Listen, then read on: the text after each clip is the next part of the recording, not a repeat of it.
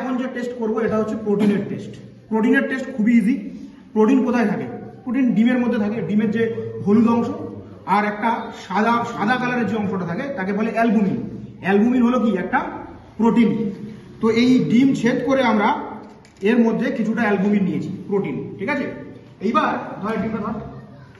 এবার এই অ্যালবুমিনের মধ্যে কিছু না অল্প পরিমাণে আমরা নাইট্রিক অ্যাসিড, গাঢ় নাইট্রিক অ্যাসিড অ্যাড করবো। তাহলে অ্যালবুমিনের মধ্যে আমরা এটা কি অ্যাড করছি? নাইট্রিক অ্যাসিড, ঠিক আছে।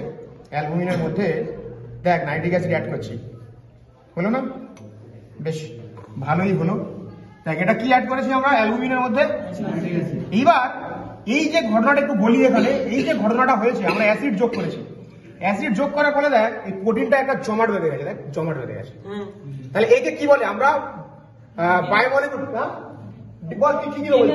ডিনেচারেশন অফ প্রোটিন, ঠিক আছে। দেখ এটা প্রোটিনের ডিনেচারেশন।